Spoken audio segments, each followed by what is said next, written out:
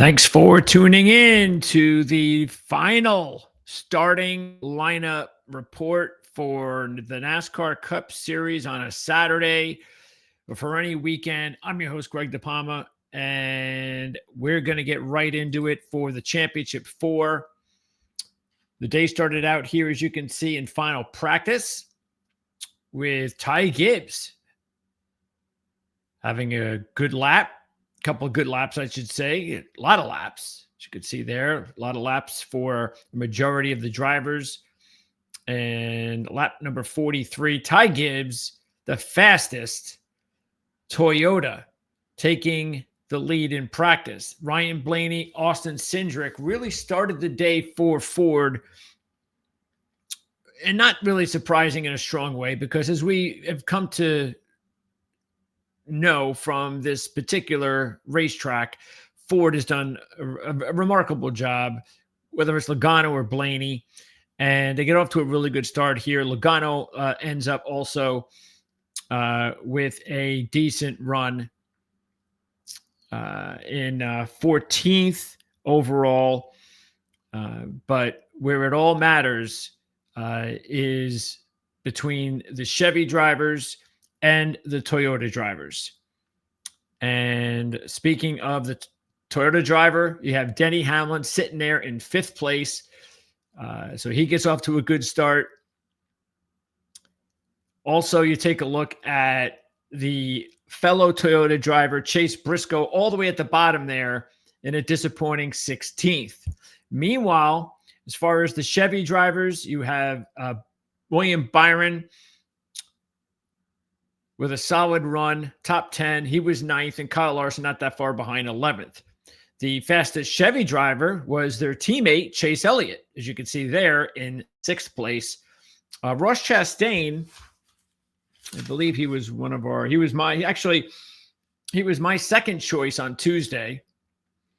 And we had 4 drivers that were not part of the Championship 4, basically our sleepers and long shots. CJ went with Bell, Buescher. I went with Chastain and Berry. My top pick was Blaney, and CJ went with Byron. We both like Byron to win the race, or at least, of course, win the championship. And you can check that out on Tuesdays.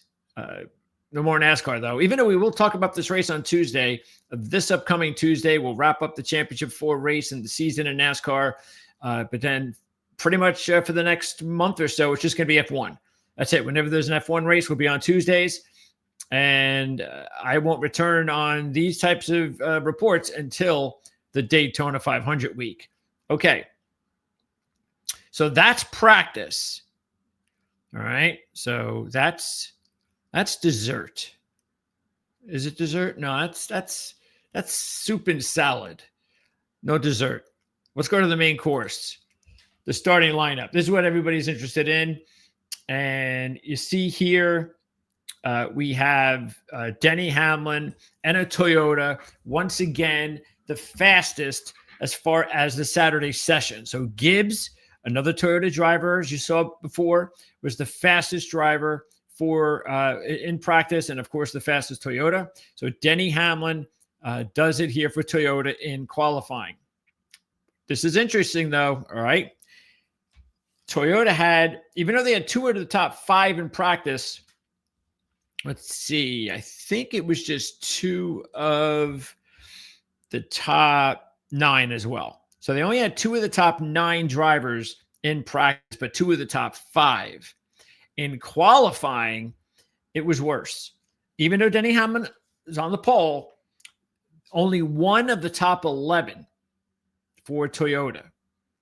All right, and I'm sure Denny Hamlin's okay with that. Hey, I mean, I'm fast, so why do I care about the rest of the manufacturers? But I do think that matters a little bit. Then you've got William Byron and Kyle Larson, the teammates, 2nd and 3rd. And Chevy ended up 4 of the top 8 in qualifying and 3 of the top 9 in practice. The fastest Ford, as you can see there, you have Austin Cindric and Blaney, so they reverse roles from practice. Cindric 4th, Blaney 5th. Logano also finished in the top 10, as did Chris Buescher and Josh Berry. So Ford had 5 of the top 10 in qualifying and 3 of the top 4 in practice. So yes, Ford definitely the fastest today, but there are no Fords in the championship race.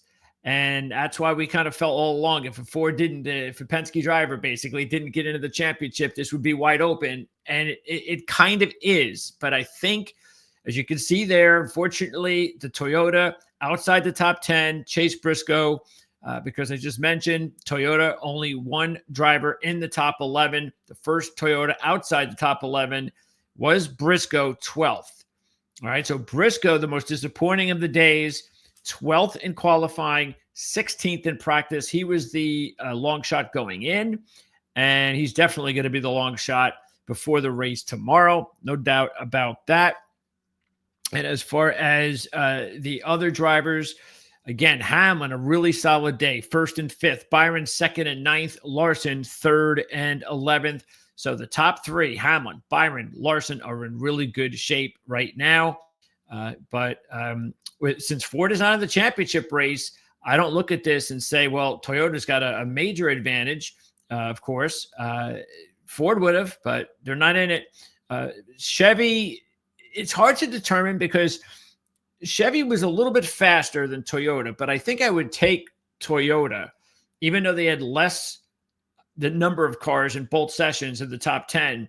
They had the fastest in both sessions, and I think that does matter. So Hamlin first, and of course, he's the championship driver who is the favorite coming into the day, and he was definitely going to hold on to that after starting on the pole tomorrow. Here's the rest of the drivers. Let's see, Chastain, 13th. Elliott, after a good practice run, did not have a good qualifying effort, 17th. Christopher Bell, same thing. He had a decent practice run, but a slow qualifying effort. Ryan Preece, also not so good compared to his top 5 practice run. Look at Gibbs, 25th after having the fastest car in practice. So did we find out anything else? Well, you got to keep this in mind that out of the 3 next-gen drivers that won championships, all 3 started in the top 8. Okay, all 3 started in the top 8. And you have Hamlin, Byron, Larson. So that's a little Chase Briscoe all the way out 12th. And also, the 3 champions in the next gen at Phoenix all practiced in the top 10. All right. And once again, you take a look at the practices in the top 10 and you see Hamlin, Byron. Okay. So Kyle Larson's right outside at 11th and Briscoe all the way down 16th.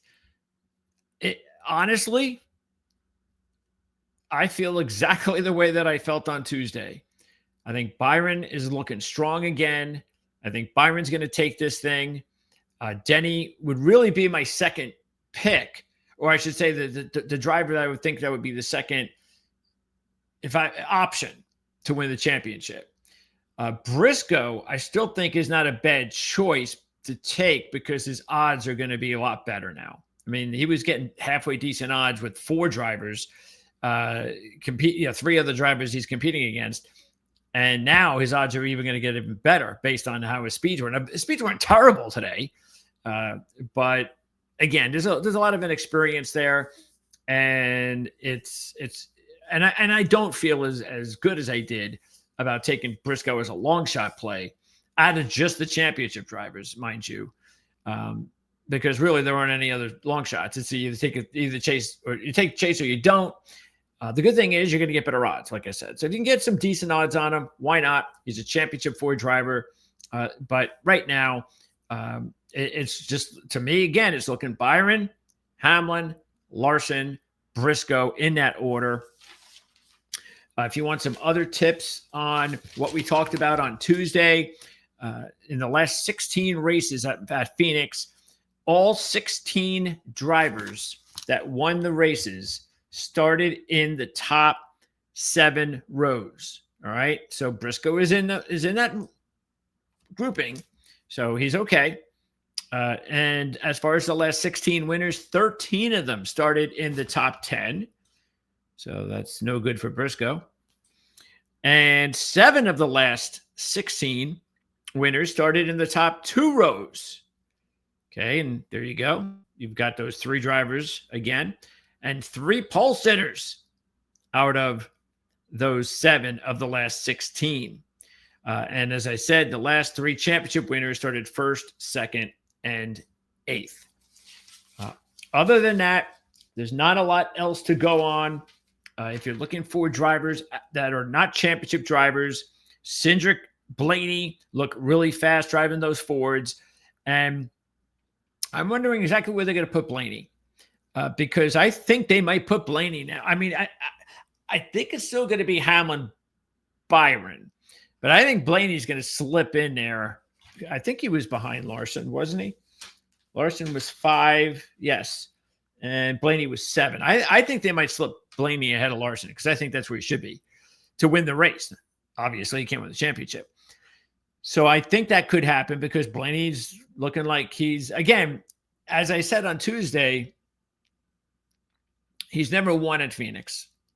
He didn't win the race when he won the championship. So if any championship driver is going to be like, oh, well, I didn't win. I didn't win the race when I won the championship. So I'm going to go out there and try to win this race. I don't care. They're going to win the championship. So I'm going to do to one of them that was done to me. So I think Blaney is still a really good choice. He was 7-1 the other day. I hope he took advantage of that because I think that's going to come down. I think he's going to be right behind Hamlin and Byron. I could be wrong. They could go Hamlin, Byron, and Larson. But Blaney, if you're getting 6 or 7-1 on Blaney, you should just grab that, run away with that because of the Ford factor as well. And that's why I took Berry as one of my long shots. And Berry also had a top 10 in both sessions, as you can see, 7th and 8th. And so there were 6 of the 10 drivers had top 10. Actually, 5 had the top 10 in both sessions because Larson was 11th in practice. And the 5 were Hamlin, Byron, Cindric, Blaney, and Berry. The drivers that actually had the best practice runs, unfortunately, not as good in qualifying, were Chastain, Elliott, Bell, Gibbs, and Preece. Chastain looking like the better, and I'm happy about that because I still think he's a pretty decent long shot play because he starts 13th and he had the 7th fastest in practice. Keep in mind when he won the championship, he started 8th and his practice speed was 5th. So he was faster that a couple of years ago, but just a little bit. All right. So I still think Chastain is a really good a really good play as well. I would definitely, just looking at this, I would stay with Chastain. I probably would throw in Cindric because how fast he looks with the Ford, and Berry. So Cindric, Blaney, Berry, Chastain. Those are the drivers that I'm looking at outside the championship drivers. And you get a pretty decent odds with all those except for Blaney. And then just decide on which driver you want to take to win the championship. That's how I do it. That's how I would do it. As long as you're getting 6 or 7-1 with Blaney, because if you're only going to get a couple of point difference with Blaney and another driver, then I don't think it's worth it to take Blaney. But I will say this, and I said this the other day, this is a good strategy because I've already done this. If you're going to take a driver to win the race because you want to take advantage of the odds because you're going to get almost double as opposed to the championship. If you want to go down that road, and let's say you're like us and you're going to go with Byron. You take Byron, but then you also take Blaney.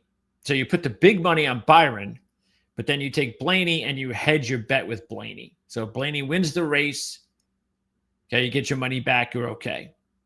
And then the other and I'll tell you right now, though, I would feel a little bit more comfortable the way Ford looks and the way Blaney looks, a little bit more comfortable. And I might have to just bite the bullet and take the driver to win the championship.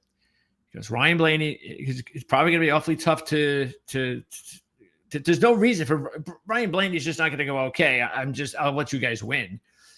So unless something happens, and that could happen. Anything can happen. Well, something happens to Blaney. Maybe he's not concentrating for whatever reason.